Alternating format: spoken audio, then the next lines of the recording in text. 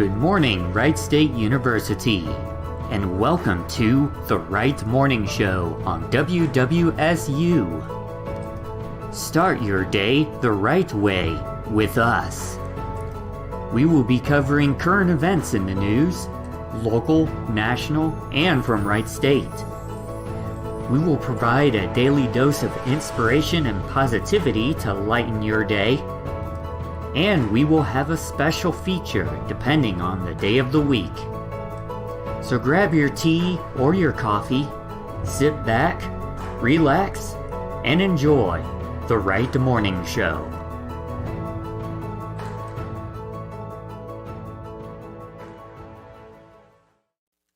Good morning, everybody, and welcome to the Wright Morning Show for Wednesday, November 17th, 2021. Just now connecting to us on the phone line is Harmony. How are you doing this morning, Harmony? I am doing just fine. How are you? Hanging in there. We also got Laughing Chipmunk on Discord. How are you doing, Laughing Chipmunk? A lot better than I was. That's good to hear. I can't even hear her. Yeah. I still got the coughing, though. Oh, yeah. So Jamie is also with us in the studio from the Guardian Media Group. How are you doing this morning, Jamie? I'm doing great. How are you? Hanging in there. So, I don't know if you know, but both Laughing Chipmunk and Harmony caught COVID, and they're just now getting over it. I think both of you tested negative recently. Is that correct? I Yes, did. she did. I haven't tested yet. Okay. But I'm going to do that this week, yeah. So they're just now getting over the virus, and what would be a couple of words to sum up the virus for the both of you? It sucks. Yeah. Don't get it. Don't recommend. All right. We're going to get into our current events for today. So we're going to go ahead and start with Jamie here. So, Jamie, any local news happening around the area? Quite a bit. The first headline that I see on Dayton Daily News is Greene County Sheriff Gene Fisher suddenly dies Tuesday evening. Ooh. So, let's see. This is by Daniel Suso. Okay. Residents and Greene County officials are mourning the sudden death of Greene County Sheriff Gene Fisher on Tuesday evening. The Sheriff's Office thanked everyone for their support. The Greene County Sheriff's Office appreciates the outpouring of support during this time. As we have lost, Sheriff Fisher read a statement issued Wednesday morning. As we work through our own grieving, we ask for the public's patience during this time. More information is expected to be released Wednesday afternoon. Multiple local news outlets said Fisher suffered a medical emergency while attending a Buckeye State Sheriff Association convention in Sandusky. That's unfortunate. Yeah, that's sad.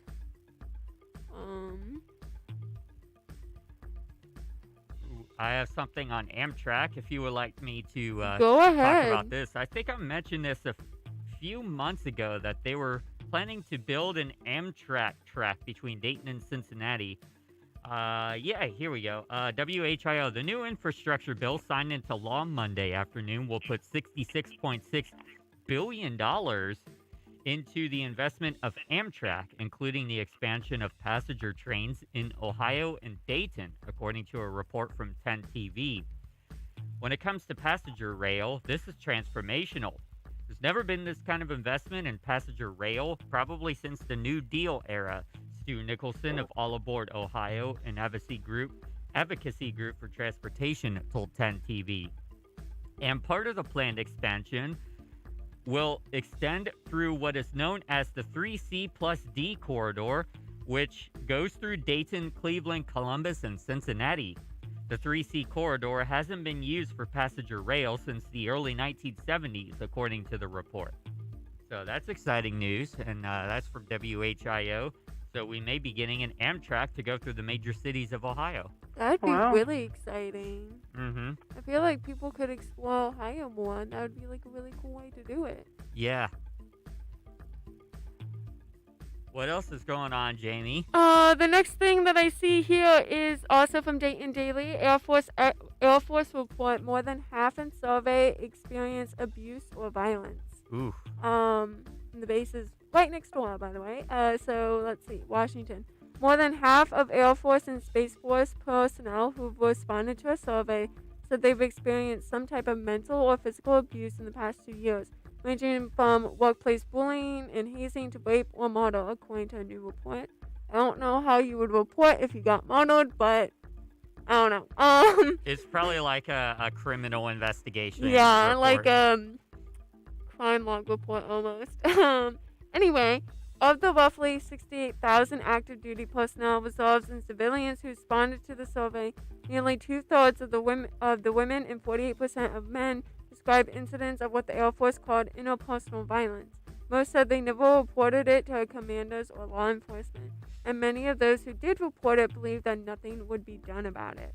So if you want to read more on that report, this article does a great job of describing the report and going really in depth, so you can read more on that at Dayton Daily.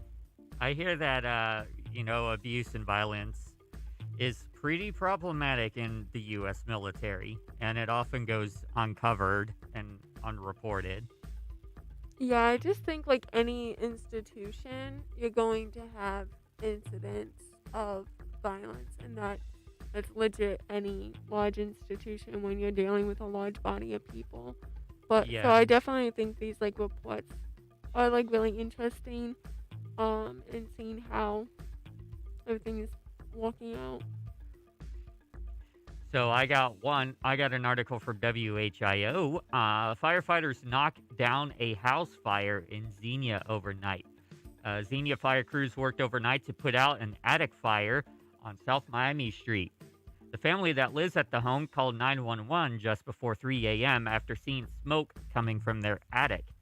Everyone made it out safely, and crews were able to knock out the fire quickly, according to Mike Bogan, Deputy Fire Chief of the Xenia Fire Division. Investigators are not sure what caused the fire, but repairs are expected to cost multiple thousands of dollars. Oof. That would be an oof and like really scary, but I'm glad everybody like got out alright. Yeah, on yesterday's morning show, I covered a story of a 9-unit apartment fire. They rescued 2 cats from it. Oh, Yeah. I don't think anybody was home at the time of the fire, but other than the cats. that's good that like no one's home. Like, Yeah. I'm always like, if there's going to be an emergency, like not have people involved, you know. Mm-hmm. All right, what else is going on? I have this one. I feel like it's a lot of kind of sad news today, but Yeah, I got another one after you. Tecumseh, I don't know if I pronounced that right. Tecumseh? Tecumseh. Yeah. Teacher Huber Councilman placed on leave following altercation with student. This is on Dayton Daily as well. A Tecumseh middle school teacher, who is also a Huber Heights councilman, was placed on paid administrative leave following an altercation with a 13-year-old student during class. New details reveal. Ed Lyons, who began working with Tecumseh local schools in 1995, was placed on leave on November 5th after an extended physical altercation with a student that was captured on video by another student, according to his personnel file obtained by the New Sun. The Clark County Sheriff's Office was called to Tecumseh local schools that day after a school district employee reported an assault. According to the Sheriff's Office's incident reports, no injuries were reported. So that's unfortunate. Yeah, I'm glad everybody was safe, but still, that's unfortunate that happened. All right, well, I have another kind of dark news here. Oh. This is from WDTN. A Kettering man pleads guilty to murder after leaving girlfriend's body in a dumpster. Ooh. Give me 1 second here. This website's getting a little glitchy on me. There we go. A Kettering man accused of stabbing his girlfriend and leaving her body in a dumpster pleaded guilty to 3 charges on Monday, November 8th. According to court documents, Terrell Ross admitted to stabbing 24-year-old Sierra Woodfork several times until she died in January of 2020. He said he placed her body in a closet and in the fridge before finally abandoning her body in the dumpster where it was found. Rose pleaded not guilty in February of 2020, and according to Montgomery County Prosecuting Attorney's Office, Terrell Ross pleaded guilty to 1 count of murder and 2 counts of tampering with evidence. He's scheduled to be sentenced on December 9th. So I'm sure we'll be hearing more about that on the December 9th edition, or the December 10th edition of the morning show. Mm-hmm. I have a better news one. All right, Just to let's hear lighten it. things up, yeah. Yeah, let's hear it. Greene County Court volunteers celebrate 25 years of helping kids in need. Nice. Greene County's CASA program, or Court-Appointed Special Advocates, celebrates 25 years this year of helping children who are suffering from abuse and neglect as they move through the juvenile court system. Program Director Greta McKenzie has advocated for 119 children in 21 years and says her primary motivation is the children she serves and the volunteers she works with. You can read more about that on Dayton Daily. Very cool. So that's cool. That's good. An update from Springfield News Sung. The Springfield Airport received $59,000 in federal relief funding. So that's good news for the Springfield Airport. There's a couple of interesting biographies here. There's the Soviet spy who stole atomic secrets in Dayton, and then there's a biography of Dayton congressmen who explored politics of race and religion during the Civil War era. We might cover those during the inspiration segments of the morning show in the upcoming few days. Let's see here. Oh, we should talk about drive-through holiday lights, shall we? Yes, holiday lights are amazing. So this is from Dayton.com. Without a doubt, one of the best ways to experience the magic of the holiday season is under a blanket of lights. From Troy to Cincinnati, here are some of our favorite places to go to see Christmas light displays throughout the holiday season. There's the Whispering Christmas in Eaton. That will be open every night from November 26th through December 31st from 6 p.m. to 9:30 p.m. It will be at Fort St. Clair State Park, 135 Camden Road in Eaton. Admission, there is a little bit of an admission fee per car. There's the Holiday Lights at Lost Creek Reserve, open on weekends from November 26th through December 26th, with the exception of 4 bonus weekdays that they will also be open. Fridays and Saturdays, 6 to 10 p.m., Sundays, 6 to 9 p.m., and the bonus days are December 20th through 23rd from 6 to 9 p.m. That's at Lost Creek Reserve, 2385 East State Route 41 in Troy. For more information, call 937-335-6273. There's the Kettering Holidays Tour of Lights. That will be November 22nd through December 17th throughout the city of Kettering. There's a map on the Kettering website, I believe, where you can see who will be participating in this event. And you could travel around Kettering and check out people's lights. There's Light Up Middletown every night from Thanksgiving Day through December 31st from 6 to 10 p.m. at Smith Park, 500 Titus Avenue in Middletown. There's the Holiday Lights on the Hill in Hamilton, November 19th through January 2nd. It will be Monday through Thursday, 6 to 9 p.m., Friday through Sunday, 6 to 10 p.m. at Pyramid Hill Sculpture Park, 1763 Hamilton Cleves Road in Hamilton. Land of Illusion Christmas Glow. Oh, I've heard about Land of Illusion before. November 24th through December 30th. It will be closed, though, from November 29th through December 1st and on Christmas Day. The hours are 6 to 10 p.m. This will be at Land of Illusion, 8762 Thomas Road in Middletown. There's the Holiday Lights at Sharon Woods, November 19th through December 30th, 6 to 9 p.m. Sunday through Thursday, and then 5:30 p.m. to 10 p.m. Friday and Saturday at 11450 Lebanon Road, Route 42 in Sharonville. Christmas Nights of Lights at Coney Island, now through January 2nd, dusk through 10 p.m. Coney Island Park, 6201 Kellogg Avenue in Cincinnati. There's a whole bunch more. Wow. You could read more at Dayton.com, but for time's sake, we're going to go ahead and move on to other happenings here. Do you have anything, Jamie? I do. I Go thought ahead. this one was interesting. Senate Republicans pass new congressional map. House Republicans pose to follow. Ooh, sorry. Let's see. Ohio Senate Republicans pass a congressional district map Tuesday in a 24/7 party line vote, and House Speaker Bob Cupp, a Republican in Lima, signaled that he plans to do the same Thursday, likely setting the boundaries of Ohio's 15 U.S. House districts for the next 4 years. Legislators finished new state House and Senate district maps September 15th, but took no public action on congressional redistricting until late October.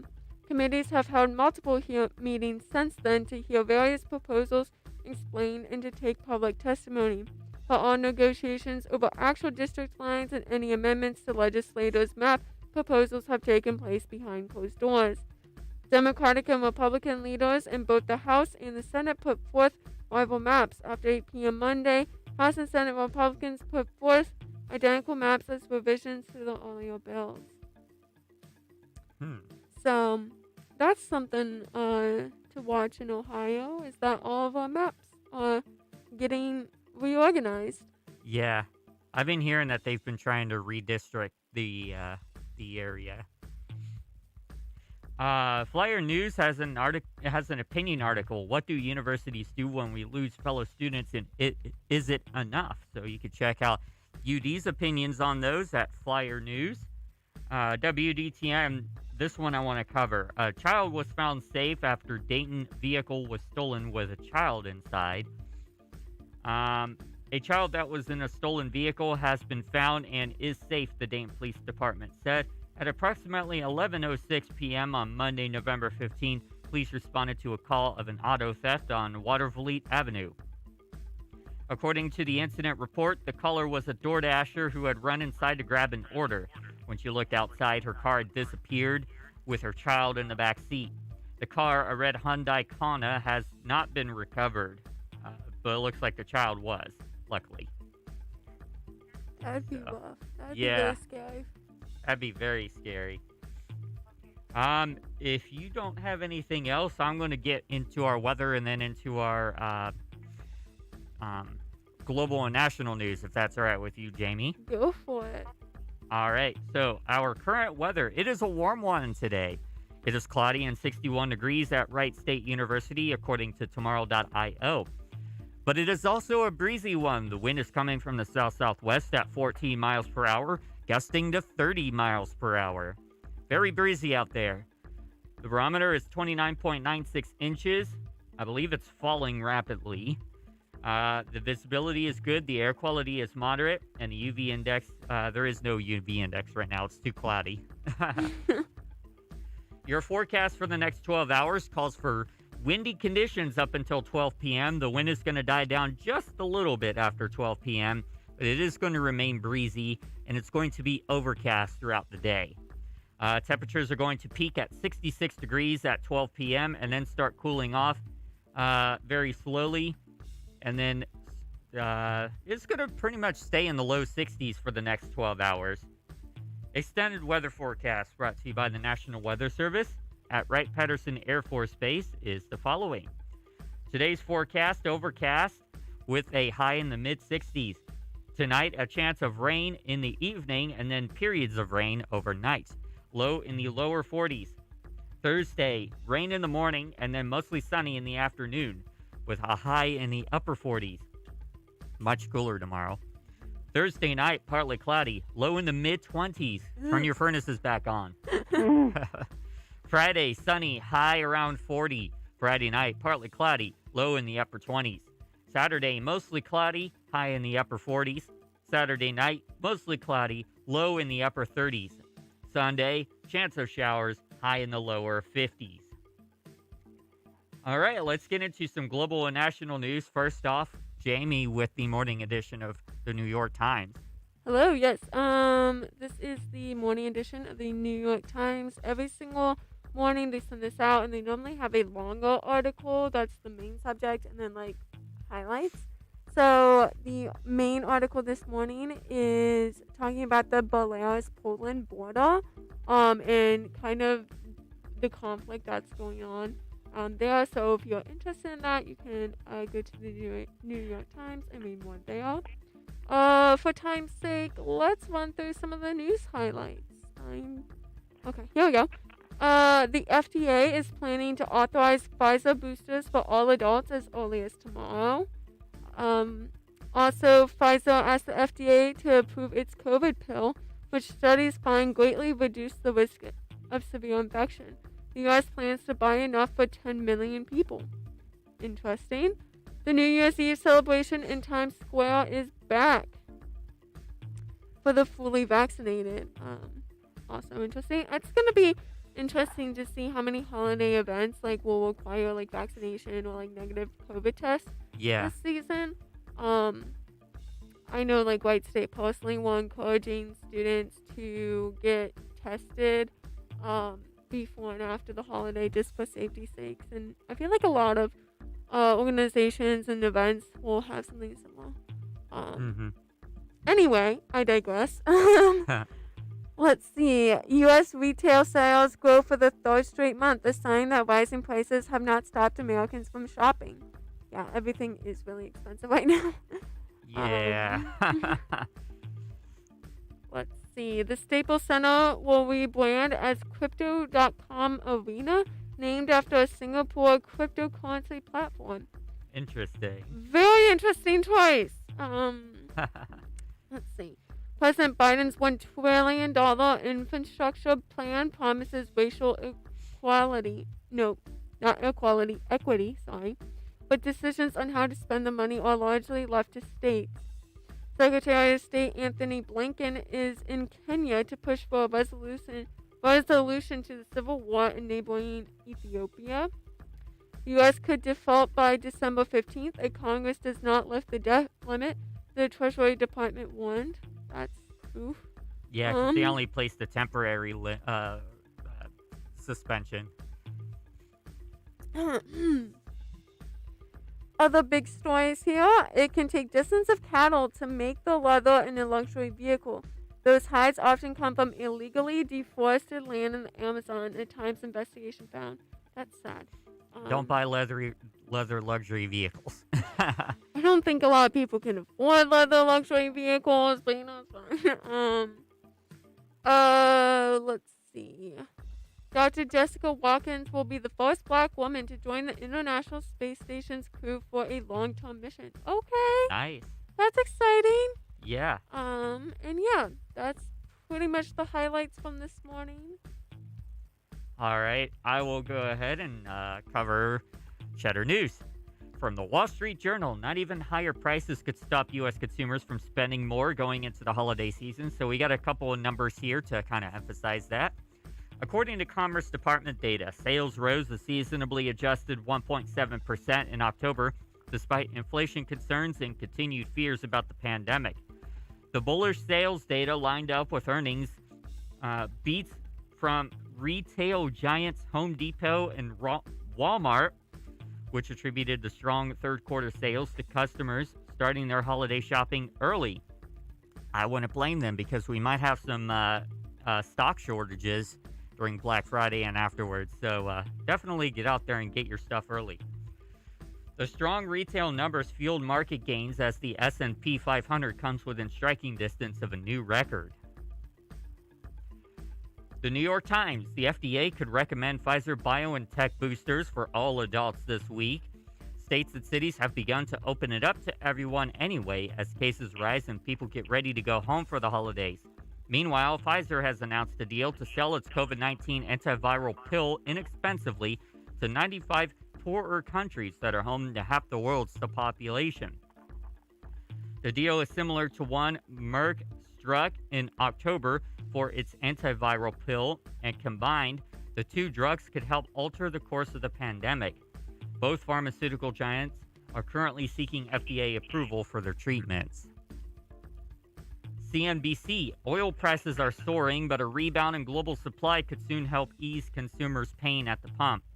The International Energy Agency released a report on Tuesday that says major oil suppliers such as U.S., Russia, and Saudi Arabia will drive up supply through the end of the year, potentially putting a damper on the commodity's recent price rally, which crossed $80 a barrel over the past 3 weeks. CNN. Thanks to an arcane federal law involving a ping pong ball lottery, the conservative-leaning 6th U.S. District Court of Appeals in Ohio will handle a slew of cases challenging Biden's vaccine mandate. When federal agency actions are challenged in multiple circuit courts, a judicial panel pulls a ball out of a bin to determine which court will take them on. Oh, God. What? Let's play the lottery, guys. Right? Lottery in politics. I love it. Not really. This could be a lucky result for those opposing the mandate. This appeals court has twice as many judges who have been appointed by Republican presidents than Democrats, although the 3-judge panel hasn't been selected yet. We mentioned the Staples Center from The Verge. The Lakers, Clippers, Kings, and Sparks are all about to get a new home, or their home is about to get a new name. The famous Staples Center in Los Angeles will now be known as Crypto.com Arena. The new logo will be revealed during the Lakers-Nets game on Christmas Day, and the full rollout should be in effect by next summer. Does this mean that you have to pay for your tickets in cryptocurrency? Maybe. I don't know. That'd be interesting. The crypto exchange reportedly paid more than $700 million for the 20-year naming rights deal. That blows the original Staples deal out of the water, which was just $100 million for 10 years back in 1999. From the Associated Press, the New Year's celebration in Times Square is returning after taking a hiatus. Mayor Bill de Blasio said that the event is coming back full strength, but with some new rules to keep people safe. Revelers aged 5 and older will have to show proof of vaccination and wear a mask if they want to watch the ball drop in person. If you're still concerned, the city will have a test run with the Macy's Thanksgiving Day Parade, which is also returning in full force this year. Oh, boy. Yeah, look out. From USA Today, for only the 6th time in its history, the Green Bay Packers are selling shares to the general public. The $90 million offering commenced Tuesday morning at $300 per share plus a fee. The sale continues until February 25th or until they're sold out. While owning a piece of the Packers may be tempting, the nonprofit team noted that buyers shouldn't expect to make a profit or to receive a dividend or tax deduction or any other economic benefits. Instead, the shares will help fund improvements at Lambeau Field. So, unless if you're a sports fan, like a diehard Green Bay Packers fan, you might not really get much of a return on your investment. From the Wall Street Journal, we're going to talk about Generation Z. While it may seem like everyone is wearing AirPods these days, Gen Z is going retro with corded headphones. Dangling wires are popping up on the Instagram accounts of popular Gen Z celebrities such as Bella Hadid, Lily Rose Depp, and Zoe Kravitz. An Instagram account called @WiredItGirls has been launched to document the phenomenon. Because nothing looks cooler when your headphones get caught on something as you get off the subway. I hate when that happens. That happens to me a lot when I get off the bus. It gets stuck on a chair or something and then pulls out of my phone. It always happens when I'm walking out. Like, I'll be like, it'll get caught on like the elliptical or something, or I'll accidentally step on it when I'm stretching. I'm just like, goodness. Yeah. We also have an article from UK Today talking about the perfect hug. And that, did you know that there are different hugs that are better than others? But I'm actually going to save that for our daily dose of inspiration for today, which is the next segment coming up on the Rat Morning Show. So on that note, we're going to go ahead and take a quick break. And when we come back, actually, I'm going to save that for tomorrow because I already have an article lined up for today, which deals with the Japanese culture of happiness. So we're going to cover that for today, and we're going to take a quick break. When we get back, your daily dose of inspiration. You're listening to the Rat Morning Show on WWSU 106.9 FM. This is Don Smith from the legendary Wiley's Comedy Club in Dayton, Ohio.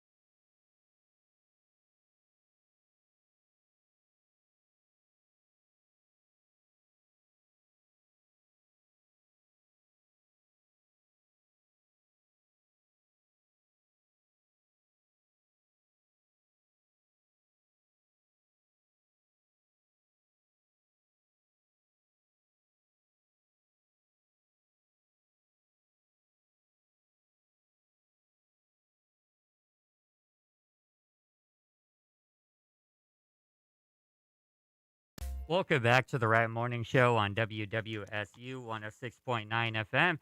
It is time for the Daily Dose of Inspiration, and this one talks about a Japanese philosophy, which is a lifestyle trend to help you achieve happiness. And this comes from Megan Murray, a stylist. Would you like to learn the secret of happiness? This Japanese philosophy could hold the key to a more balanced, content life. So, happiness, it's a feeling that's hard to quantify and is unique to each individual, but still, we discuss how we can achieve it and continue to search for it throughout the whole of our lives. We ask the elderly what the secret to a happy life is. You can even now do a university course to find out how to harness it and attempt to exercise your way into feeling it. But with Japanese people being recognized as some of the longest living and happiest in the world, you might be interested to know that within their culture, happiness is considered to be a way of life described as a ikigai. Ikigai. I'm not sure if I'm pronouncing that correctly. Ikigai. Now, us Brits, this is a British article, are known for getting exciting over adopting lifestyle trends from other cultures. There was the booming popularity of Denmark's Hygge, which encouraged us to get cozy and enjoy snuggling up inside. The Swedish world of Lagom, which encourages us to streamline our lifestyles so that they're more functional and efficient. And Nixon, practiced by the Dutch to slow down and relish the art of doing nothing. But Ikigai could be the most beneficial yet. We spoke to Aaron Nemi Longhurst, ambassador for the Yakult UK, who are big supporters of Ikigai, and author of Japonisme, who explains to us exactly what Ikigai is and how you can embrace it. Ikigai is a word that means purpose or your reason for being. It's a Japanese philosophy or way of life. It's the thing in our life that gives it that delicious richness, meaning, or raison d'etre, said Longhurst. Japan still leads the way for the longest and healthiest life expectancy globally, as it has done so for many years. There are, of course, several factors at play like genetics, diet, lifestyle, but there are several other countries that have it. Ikigai, in my opinion, is the key differentiator. Longhurst continues, it's at the core of who you are as an individual and the things that motivate and drive you. For most people, they know what it is or it comes to them. They just might not have thought about it in that way before. And there are 4 ways you can come to realize your Ikigai, something that's done gradually and unconsciously over time. According to Longhurst, it involves asking yourself 4 questions. What are you good at? What do you love? What do you think the world needs? And how do you sustain yourself? So let's pause for a moment and ask our audience here the first question. What are you good at? So, Laffy Chipmunk, Harmony, Jamie, would you like to chime in? What are you good at?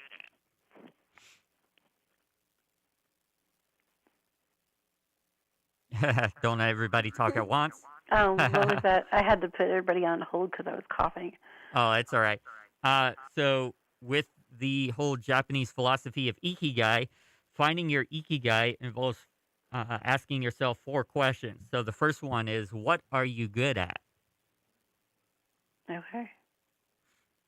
So what are you good at, Harmony? Oh, I'm good at helping others. There you go. I think Kadeen could also answer that as well. Laughing Chimuk, are you with us? Yeah. There we go. Mhm. What are you good at? Well, according to my husband, I'm very good at cooking and baking. There you go. Yeah, you're really good at that. And I'm also good at the like 3D CAD stuff. You know what I Mm-hmm. mean? The virtual The home interior decorating decorating. stuff. Yeah. What about you, That's cool. Jamie? Hmm. What are you good at? This might kind of sound weird, but I would say communication. Um, I mean, I am a media studies major and a student journalist, Mm-hmm. but still, I find like communication is a key skill, and I like to think I'm good at it. Yeah. And now the second question for determining your ikigai. What do you love? So we'll start with Harmony on this one. What do you love? Couldn't go in reverse, could you, this time, Triple P? I'm sorry, what? I said you couldn't go in reverse with everybody this time, could you? What do I love? Or if anybody else wants to chime in before, feel free. Hmm. You love playing Mad Libs on the Google Home. Well, that's kind of I'm kind of what do joking I? with that. True. But I don't know. I think I just love being. I love life. I love, just finding new and different things to do, meeting different people, and I really love and enjoy doing my show and doing your show, and I think those are the things that I love the most. Mm-hmm. What about you, Laughing Chipmunk? What do you love? Let's see, I love. Well, like I said, I love cooking.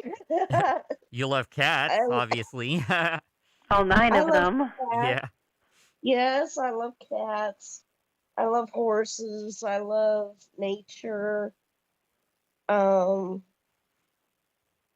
I love being being outdoors when I can. Mm-hmm. Um, I love life. Um, but I don't love COVID. I'll tell you that much. We're not focusing on what you don't love, though. Yeah, I know. How about But health? yeah, I mean, we could put that in there. We love health, being healthy. yeah, when we are healthy. Um, I'm getting there though. I'm getting there. Yeah. What about you, Jamie? What do you love? Ooh, hard question because I feel like I love a lot of things. Like I love being in a position where I could help others. That's really cool and just like inform others. Um, I love just the opportunities that I get to participate in. I love just like nature and like being outside. I love Wright State. To be honest, I found my home and community here. So yeah, two things I love. All right. Next question. What do you think the world needs? Love. Yeah. Love. More of that, Love, definitely. sweet love. Yep. More I think the world needs I'm going to chime in and say I think the world needs more collaboration and cooperation as well. Us working together instead of dividing each other. Mhm. And like Oh yeah. compassion Mhm. and like understanding for one another and just communication. Yeah. Like I I said think before, communication is a key skill. yeah. I think that's what love basically is all those things wrapped up into one. Yeah. And More fine. respect, more trust, Yeah, definitely. more compassion. And now the last question. How do you sustain yourself? So I think this kind of goes on the line of self-care and like how do you how do you find peace and what do you do to find peace and tranquility in your life? What do you do to keep that spiritual mouth full? Meditation and lots of it, and just being, just examining where I am, journaling, but mostly meditation.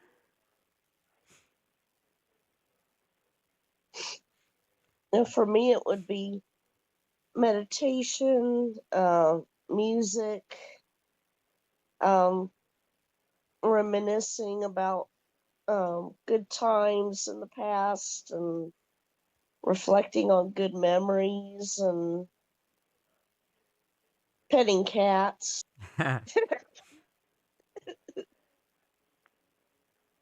What about you, Jamie? Um, I definitely think those are all good things. I love to do yoga. I love to take care of my mental health, but I also feel like just sitting down and like reading a book, like any book, or really reading anything, is just like really peaceful for me. Especially after the end of a long day, you can just kind of chill out and read and ground yourself in like words and yeah. There you go. All right, so now we kind of have an idea of what our ikigai is. So, finding your ikigai helps you also find your balance, encouraging you to be more mindful and within the act of doing simple things, reminds you to stop putting pressure on our hectic daily lives and to appreciate the small things. Longhurst reiterates how crucial understanding balance is in order to be happy. Finding your ikigai simply isn't possible without balance. As much joy as I get through the work I do in helping charities, it wouldn't be enough to sustain me. Having a strong family connection, wonderful friendships, and a beautiful little home all contribute towards making my ikigai richer and more meaningful. And none of this is passively attained. All relationships require hard work and communication. Sustaining work and home requires compromise. And negativity, self doubt, and hardships are all facts of life. Your ikigai is what propels you forward in the darkest moments. Knowing it will pass and finding the element in your life that helps you achieve contentment is what ikigai is all about. So the article continues talking about the benefits of incorporating ikigai into your life. Uh, how can you practice ikigai? One of those ways is forest bathing, tea ceremonies, cooking. Uh, so you could check out the full article at getpocket.com. But unfortunately, we are out of time. We need to make time for Wright State Wednesday. So we're going to take a quick break. And when we come back, we're going to turn it over to Jamie with the latest from the Guardian Media Group. So everybody stick around. You're listening to the Right Morning Show, excuse me, on Yeah. WWSU 106.9 FM. And now, another Hoganism with Chris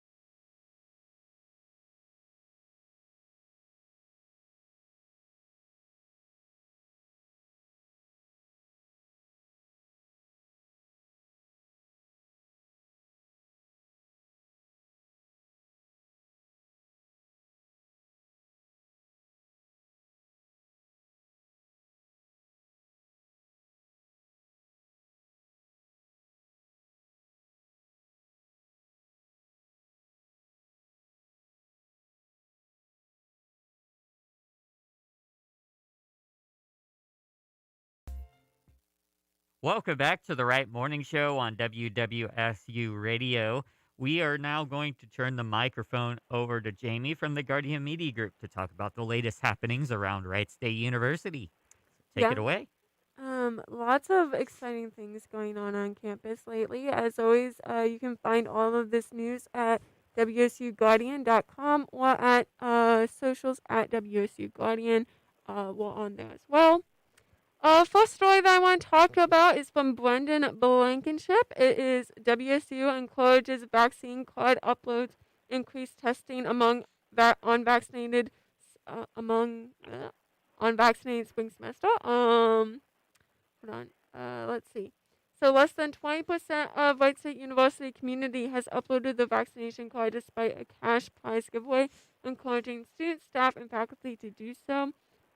Let's see. This contest actually ends last week. So if you still want an opportunity to win some prizes, staff or students, you can go onto MedProctor and upload an image of your COVID vaccine card. Yeah, it says, according to, at the end of the article, it says, according to Taylor, students, faculty, and staff have until November 22nd to upload an image of the vaccine card. So that deadline is coming up soon. It's in 5 days, yeah. Yeah, Next so Monday. definitely get those cards in. Let's see. Fraternity raises over $500 for cancer awareness during annual walkathon.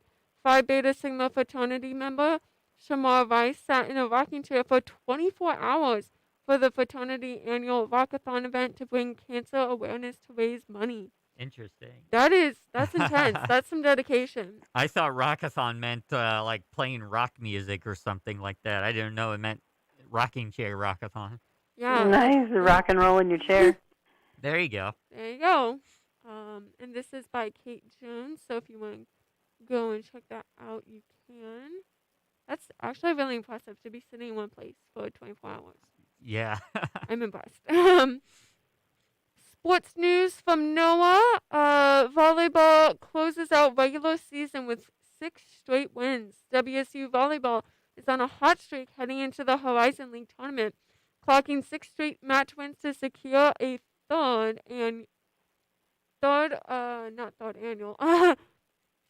place seed. The final 2 wins over this weekend were 3-1 matches over the Oakland Golden Grizzlies and Cleveland State Vikings, with 4 WSU's hitters scoring double-digit kills in a match.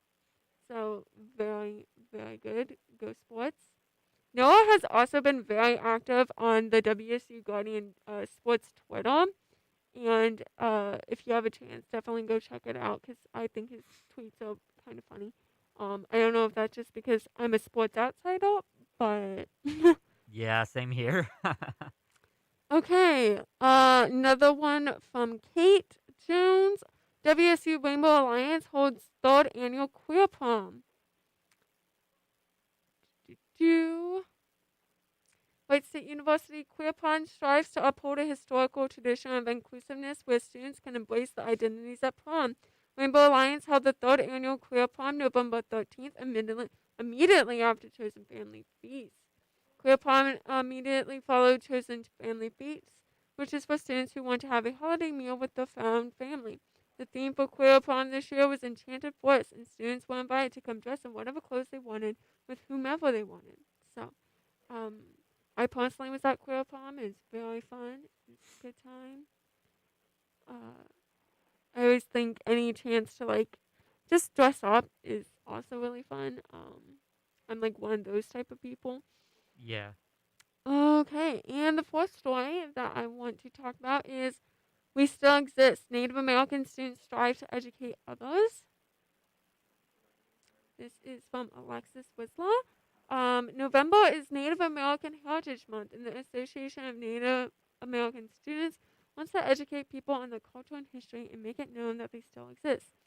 ANAS is hosting several events this month to honor Native American Heritage Month. Upcoming events include, these all have passed. Actually, no, they haven't. There's a few that are still going on, yeah. An ANAS General Body meeting on November 17th, which is today.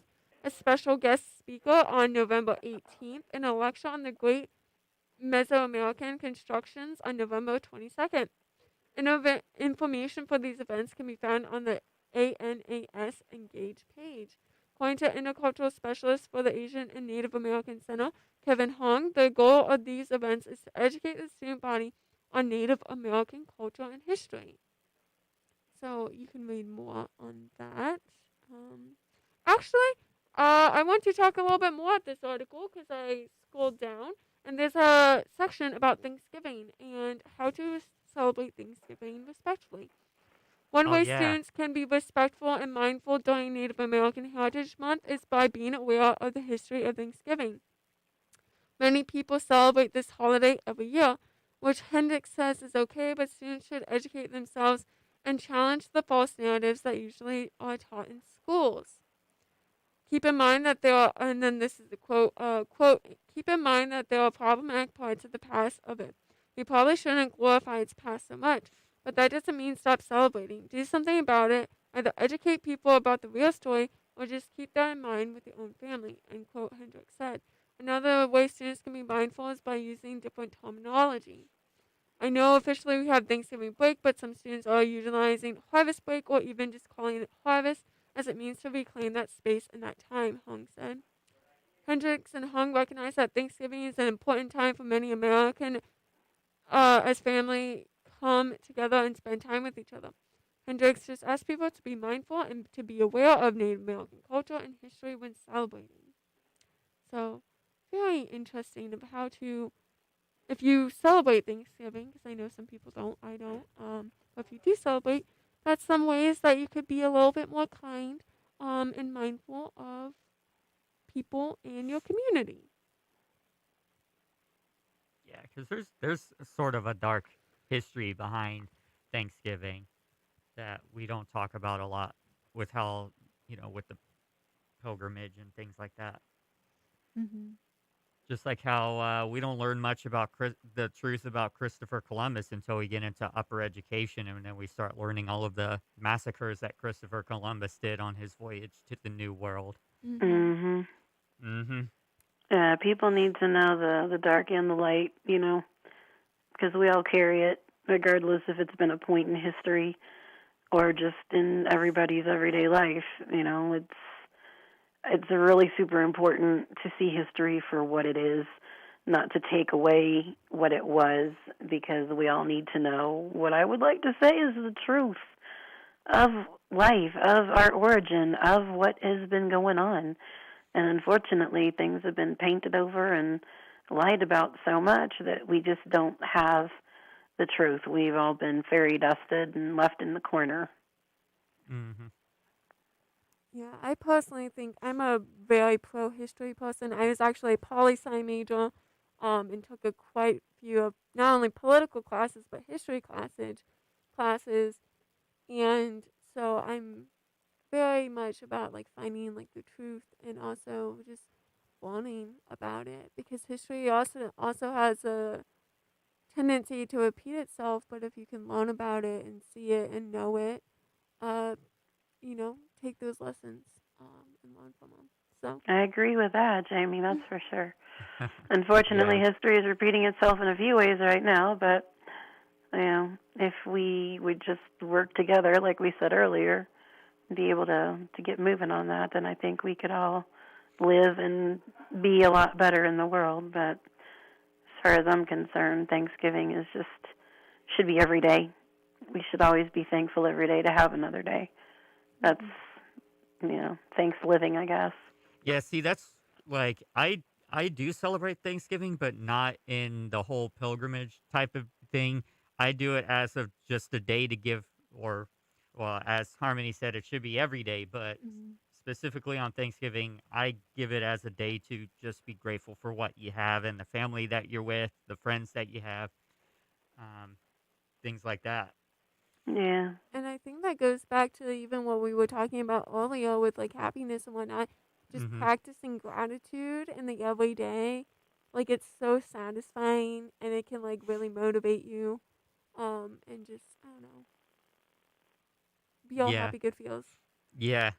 We talk a lot about attitude of gratitude, which is another thing that we do in November, at least in the science of mind uh, philosophy where Mhm. we focus on things that we're grateful for, and we make a goal of um, coming up with a list of those things. Like every day when you wake up, think of three things that you're grateful for as you get out of bed. And you can just imagine once you get into that habit, how much positivity it brings into your perception of life and kind of boosts your mood when you start the day.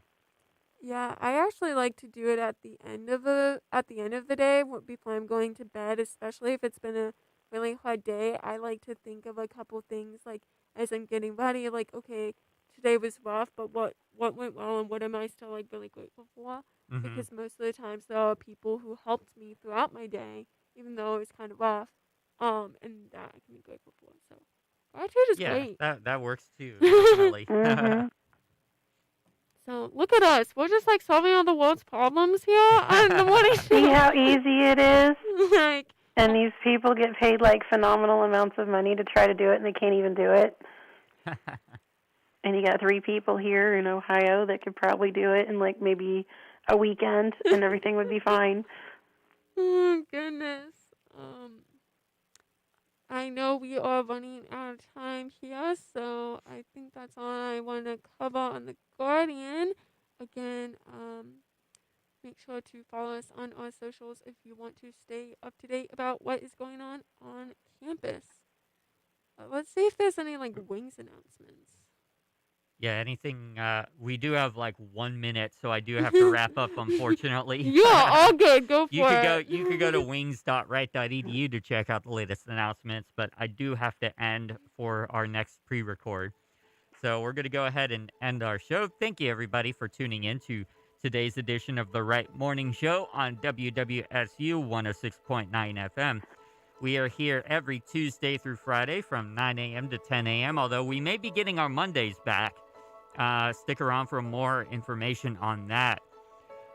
Thank you, Harmony. Thank you, Laughing Chipmunk. Thank you, Jamie, for coming on the show this morning. Thank for you. having me. Thank you, everybody, for listening in to the Right Morning Show. We all hope you have a blessed day today, and we'll see you again tomorrow. But first, here's what's coming up on WWSU Radio today.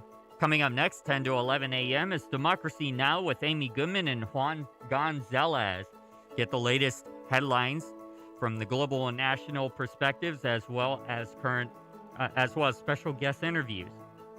From 1 to 2 p.m., we have Shay Neal, our general manager, who is going to do On the Horizon, which is sports news. Then from 3 to 4, we have the Guardian Media Group coming back on the air with the Raider Report. Get the latest news and happenings around campus, as well as interviews from faculty, staff, and students. And then finally, from 4 to 6 p.m., we have David Webb's The Dayton Scene Radio Show. Get down and get funky with some great funk music from the Dayton area. So be sure to check out those awesome shows on WWSU Radio. And again, we'll see you back tomorrow on the Right Morning Show.